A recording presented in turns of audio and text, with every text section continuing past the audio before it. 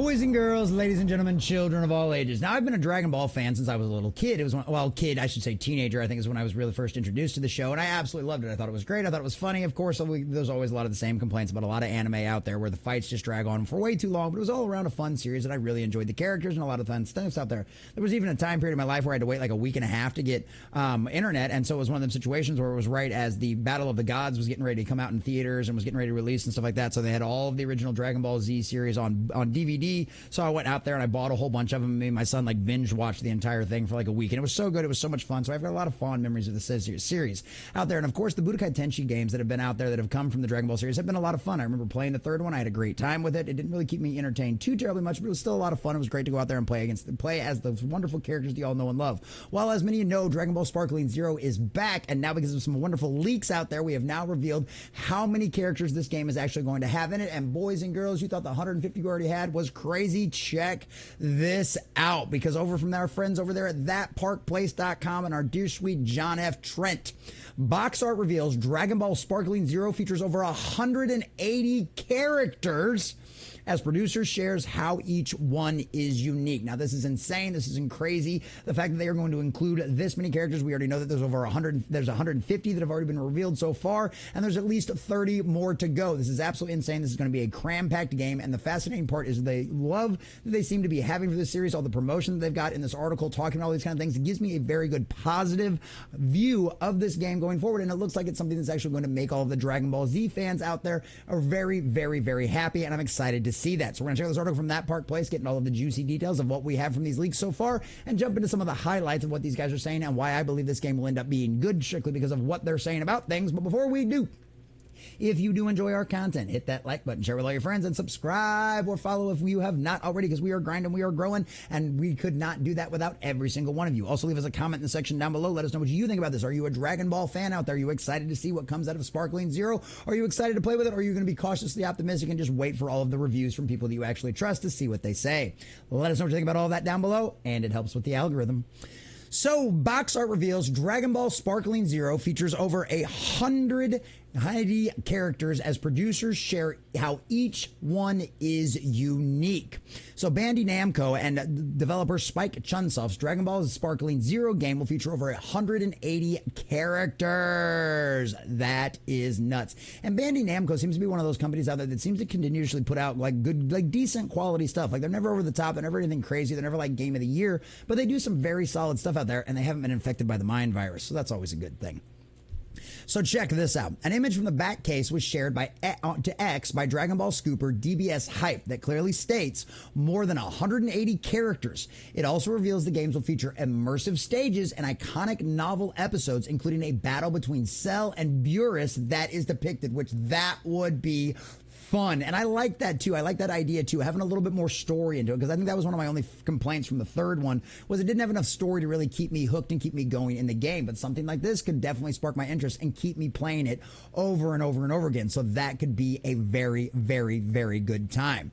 So Banda Namco and Spike Chunsoft have revealed over 150 characters so far, already with most recent being a number of GT characters, including, of course, this is one of those things, GT obviously we know was not considered canon, but they've been trying to bring a lot of the GT characters into the primary canon of Dragon Ball out there, and I honestly was one of those guys. I loved GT. I know I watched it at the same time that we binge watched all the Dragon Ball Z stuff. I thought it was a lot of fun, but I understand the issues with its canon and all that kind of stuff, but we know that they're bringing a lot of these characters in now, so I think that's really cool. So some of the characters, just real quick, we're going to go over.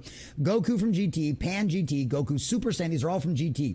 Goku Super Saiyan, Baby Vegeta, Goku Super Saiyan 3, Super Baby 1, Super Baby 2, Oob, Majub, Goku, Super Saiyan 4 Goku, Great Ape Baby, Sin Shenron, Omega Shenron, Vegeta Super Saiyan 4, and Gogeta Super Saiyan 4. So obviously from like all of the fusions and all of that kind of stuff out there. So that's going to be really cool to actually go out there and get to see and play as a lot of the GT characters in the form we saw them properly represented in the GT. So I think that's really cool. So in fact, the game's producer Jun Ferranti recently shared in an interview on Banda Namco's website that every single character will be playable in the game will be announced before the game ships on October 11th. So we will have this quote-unquote rumor confirmed before this game actually releases. Ferranti stated, "We still have many characters to reveal. We can promise one thing. The fans will know every playable character at launch before the game comes out. please stay tuned to our official announcements to come. Not only do we have so many characters, but Fruit highlighted that they're all unique.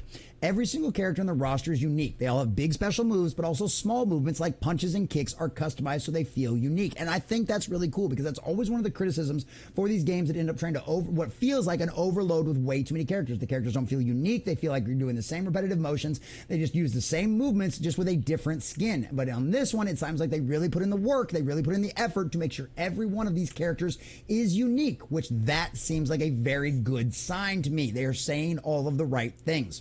We put a lot of effort into those small details, which is what makes this game so special to me. So of course, I would be happy if players hopefully notice these details and enjoy this immersive experience of becoming a Dragon Ball character. I love this. And also, if you were a fan of the original, after 17 years, why they decided to revise the series. 17 years ago, we launched the third installment of Budokai Tenkaichi, and I'm probably butchering that name. I apologize.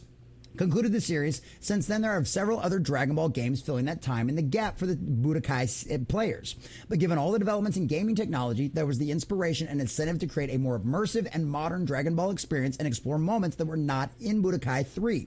Therefore, we decided to create a sequel to the Budokai Tenkaichi series. He elaborated, as a successor, it's important that players who played the previous games have an experience that is new but also fits seemingly into their old memories. When they play the new game, it should feel like, oh yeah, it's familiar, like the previous game. We adapted the original battle system, but we also kind of evolved it and put in some new mechanics, trying to create a new, more immersive experience.